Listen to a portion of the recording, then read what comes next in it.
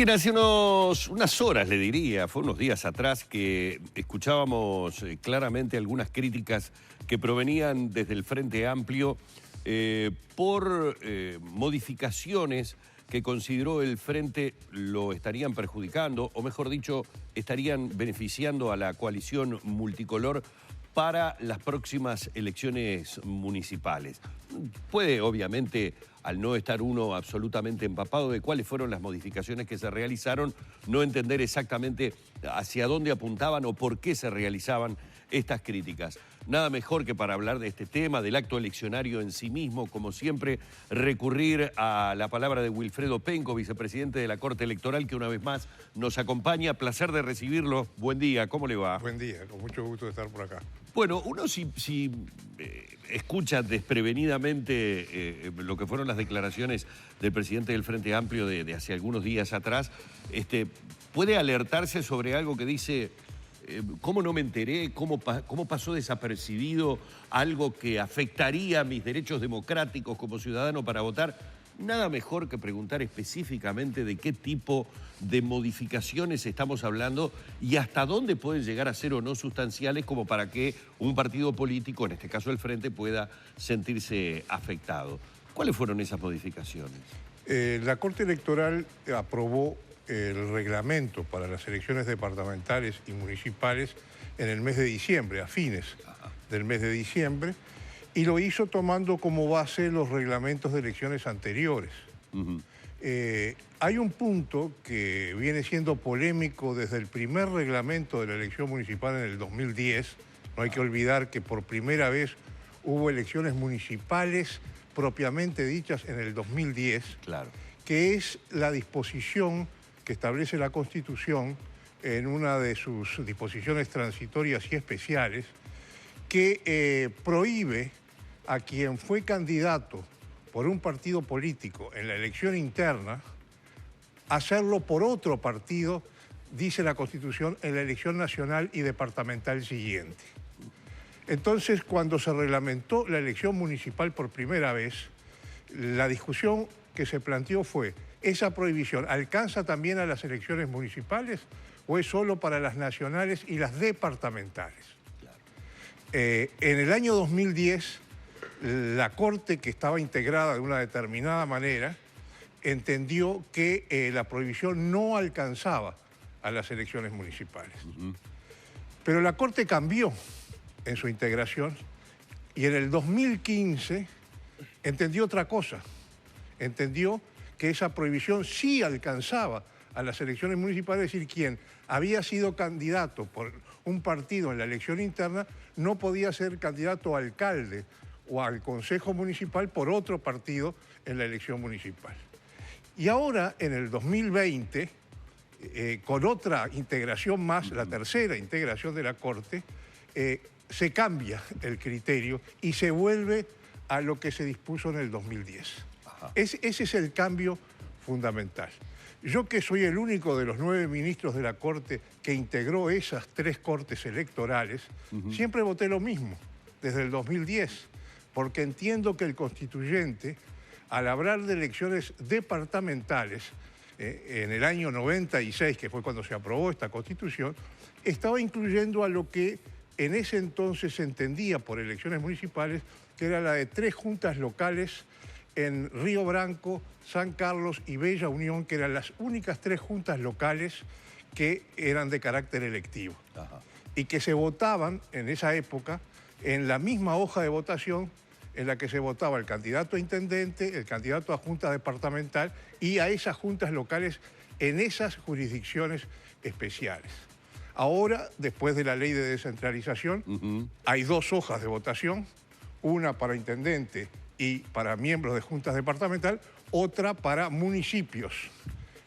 Y se entiende que son 2 elecciones diferentes y la mayoría de la Corte, según la Corte que se tratara, aplicó criterios diferentes. Claro, ahora, con esta explicación histórica que realiza, inclusive diciéndonos directamente cuál ha sido su posición y que no ha variado desde el 2010 a la fecha, lo que sí no se puede argumentar que fue hecho con la intención de beneficiar a nadie.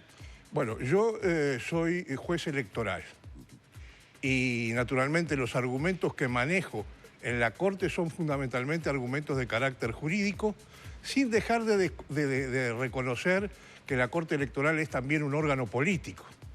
Pero una cosa es lo que uno puede sostener como juez electoral en la discusión del dictado de una norma, y otra cosa es la que puede declarar un partido político que sobre todo ve el contexto político en el que esa norma se inscribe. Perfecto. Para que nos quede claro, la legitimidad del cambio de posición de la Corte no tendría por qué ser cuestionada.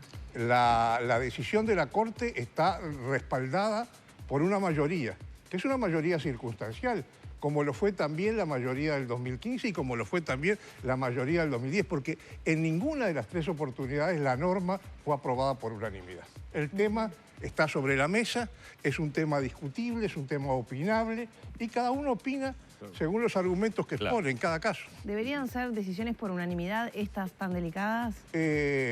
Si tuvieran la unanimidad, naturalmente esa norma tendría un gran respaldo. Cuando no lo es, no deja de ser una decisión de la institución, por supuesto, pero es una decisión que ha tenido puntos de vista diferentes dentro de la misma institución. Claro, para este caso concreto, por ejemplo, para poner ejemplos que pueden ser ilustrativos para la gente, por ejemplo, durante las elecciones internas hubo muchas personas que integraron el Partido de la Concertación, que no alcanzó a los votos necesarios como para tener la instancia completa del ciclo, pero esas personas que integraron la lista, la hoja de votación en el Partido de la Concertación, hoy perfectamente podrían estar aplicando para las elecciones municipales en cualquier otro partido. En cualquier otro partido, y cualquiera de cualquier partido podría ser candidato por otro partido diferente. Otra cosa es lo que refiere a la elección departamental. Claro, eso es otra historia. Es otra historia, porque también en ese tema, que también es un tema polémico, la Corte resolvió por mayoría que quienes integraron listas de candidatos en la elección interna por partidos que no alcanzaron los votos necesarios para integrar sus convenciones, no pueden serlo en la por otro partido en la departamental. Claro. Esto también es una decisión opinable, ha habido puntos de vista diferentes y la Corte votó esta resolución también por mayoría. Ahora, más allá de la consideración política, digámoslo así, realizada por el Frente Amplio, lo que nos tiene que quedar claro es que este es el reglamento que en definitiva va a regir las municipales de mayo. Así es. Bien, es decir, no hay instancia de negociación o de modificación del reglamento. Mire, desde el punto de vista formal podría reconsiderarse teóricamente esta situación. El tema estuvo sobre la mesa en la sesión de ayer, que fue la primera sesión ordinaria del año de la Corte, pero nadie planteó su reconsideración. ¿Por qué? O sea, ¿el Frente Amplio no presentó concretamente, oficialmente ante la Corte nada? No, a ver, el Frente Amplio, por un lado, lo que hizo fue una declaración. No se presentó ante la Corte formalmente, eso cambia, ¿no? Pidiendo que el tema fuera reconsiderado. Tampoco sus ministros. Claro. El Frente Amplio tiene dos ministros partidarios, la señora Cristina Arena y el señor Pablo Klappenbach. Claro, Ninguno de los dos plantearon o pidieron la reconsideración del tema. ¿Y por qué? Porque todos sabemos, dentro de la Corte, que el tema ya está laudado, porque son posiciones que están consolidadas. Y si se reconsiderara el tema, no cambiaría se volvería a votar, y sabemos que la votación va a ser exactamente igual a la del 23 de diciembre. Claro, o sea, fue una declaración política en definitiva, lo vimos al presidente del Frente Amplio y a algunos otros actores también, pero entonces formalmente no hubo presentación alguna para reconsiderarlo. No hubo. Esta decisión que, como usted reconocía, puede ser cuestionable, ¿afecta la imagen o la credibilidad de la Corte Electoral, como también se escuchó desde el Frente Amplio? ¿Podría...? Desde el punto de vista político, naturalmente que toda decisión puede ser cuestionada o cuestionable, lo ha sido, y todo lo que es cuestionado naturalmente afecta una imagen. La vida política, son reglas de la vida política. Un cuestionamiento supone, de algún modo, quitar o restar credibilidad a una institución. Vengo, pero le hago una consulta y acá me falló la memoria, porque usted nos habla de que este reglamento de alguna manera se está retornando al reglamento del 2010. Así es. Y en aquel momento, ¿hubo algún cuestionamiento? No lo recuerdo. No hubo cuestionamiento, efectivamente, aunque también hay que decir que ese fue el primer reglamento de la elección. Desde el contexto político era otro. Sí. Por ejemplo, no existía el Partido de la Concertación. Claro. El Partido de la Concertación se presenta por primera vez Seguro. en el 2015. Hoy se habla legítimamente, dentro de lo que son las reglas del juego electoral, de posibles acuerdos de varios partidos para votar bajo determinado lema. Eso no estuvo planteado para nada en el 2010. Es decir, que lo que ha cambiado es el contexto político. Claro, pero eso no... Y el contexto político es lo que da lugar a pronunciamientos de carácter político por parte de los partidos políticos. Claro. Está perfecto, porque ahí es donde queda evidenciado que lo que cambia es ese contexto, me hace cambiar la declaración, pero fue algo que en el 2010 no mereció ese señalamiento. No. En el 2010 fuimos todos a votar, digo porque a uno a veces como ciudadano en la declaración le llega algo, que fue lo que le decía al principio de la nota. ¿Cómo? ¿Cómo que puedo haber recortado mis derechos ciudadanos democráticos? ¿Cómo que la Corte Electoral, que puede tener el órgano? Bueno, si en el 2010 sucedió y no había pasado nada, entiendo que es el contexto político lo que varió, que hace que haya ese tipo de declaración. Así es. Bien. Ya que estamos hablando de esto, y ya que Penco introduce la temática de este acuerdo que se está buscando por parte de los partidos de la coalición para lograr, en el caso de Montevideo, parece ser el único punto, Montevideo, donde se pueda llegar a plasmar un acuerdo electoral entre los miembros de la coalición. Porque si bien está siendo polémico el encontrar un candidato, no menor va a ser el tema de la confección de esas hojas y listas de votación para el departamento de Montevideo.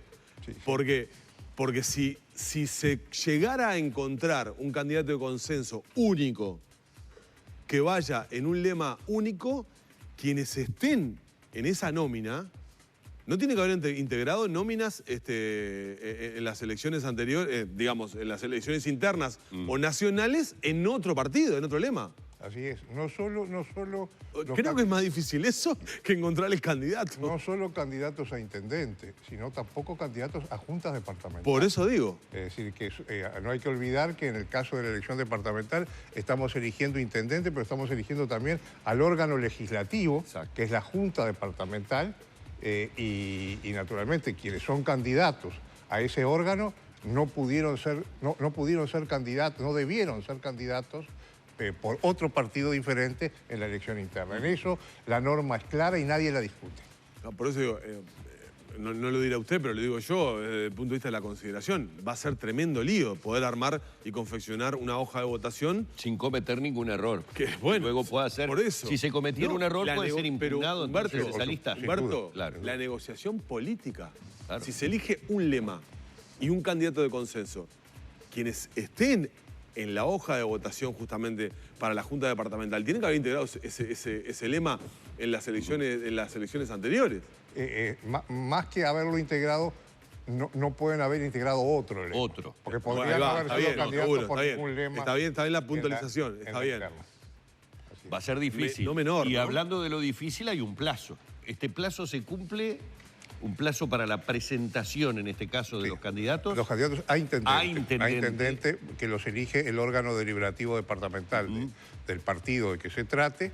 El 9 de febrero deben sesionar por última vez estos órganos, aunque existe la posibilidad de que ese órgano, que se reúna el 9 de febrero, pase a cuarto intermedio, para un día posterior, para los días posteriores inmediatos, pero la sesión original, la primera sesión de ese órgano, como mucho tiene que hacerse el 9 de febrero. ¿Ese plazo posterior hasta cuándo? Si entra en un cuarto intermedio, ¿hasta cuándo hay plazo? Bueno, hay plazos que están determinados en el reglamento de forma minuciosa y está calculado sobre todo esos plazos que pueden ser diferentes según las circunstancias, sobre todo teniendo en vista el plazo para las posibles apelaciones o impugnaciones que pueda haber dentro de las convenciones.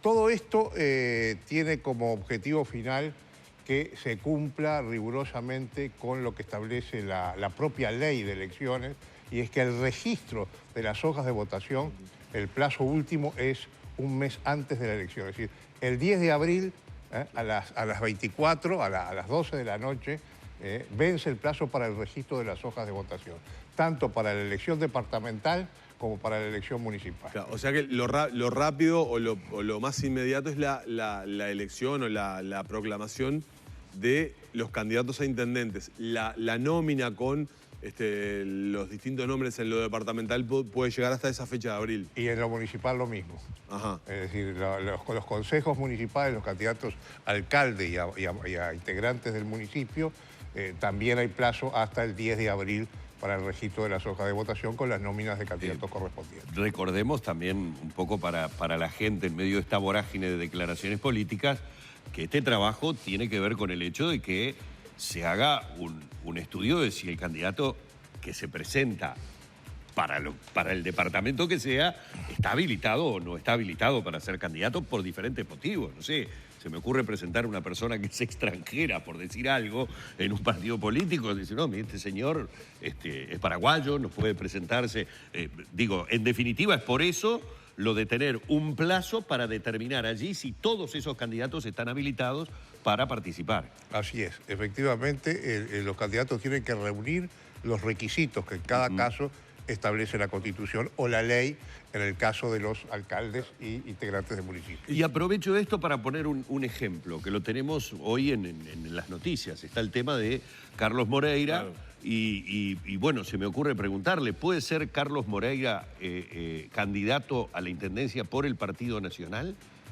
Bueno, eso lo resolverá el órgano deliberativo departamental. Al departamento. Que es el que elige los candidatos a intendente. ¿Y si lo proclama? Y si lo elige... Si lo elige, digamos. Bueno, tendremos que tomar nota como organismo electoral de esa elección. Y no quiero avanzar más, porque en la medida en que esa candidatura o cualquier otra candidatura pueda ser impugnada, quien tendrá que resolver ese tema será la Corte Electoral. ¿Quién la podría impugnar? Y si diera mi opinión ahora, estaría prejuzgando.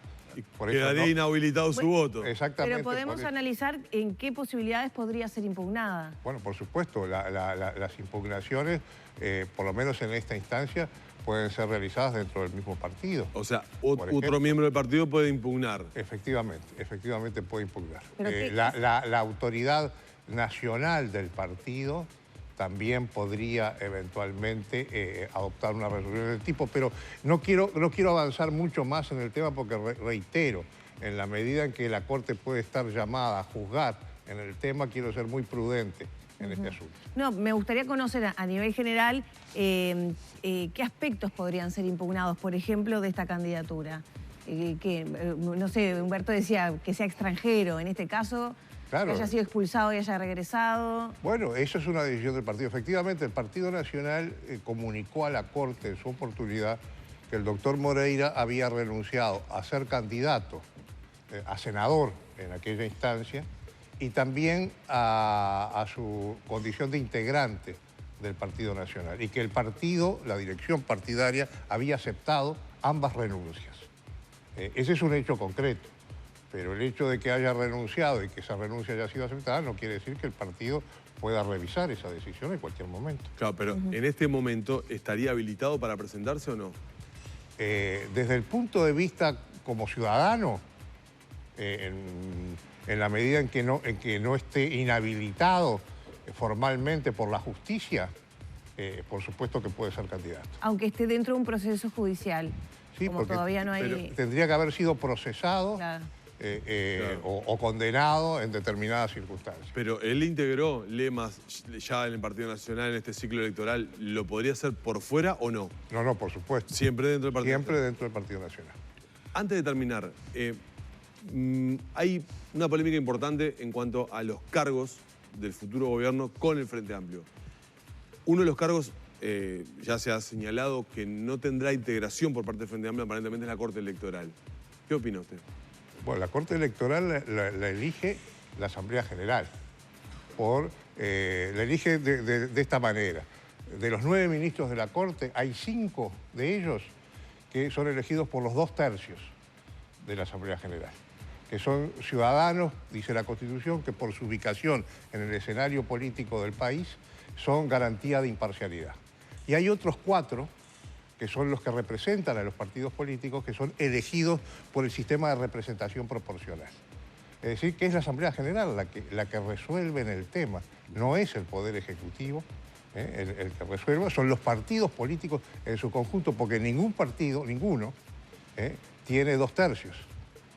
Ni los partidos que forman parte del gobierno, o del futuro gobierno, de la llamada coalición de gobierno, todos juntos, no tienen 2/3 en la Asamblea General, ni la oposición, que es el Frente Amplio, tampoco tiene 2/3. Si no hay un acuerdo entre los partidos políticos que formen 2/3, que alcancen 2/3, no hay cambio de la Corte Electoral y no hay cambio del Tribunal de Cuentas. O sea que continuaría esta integración.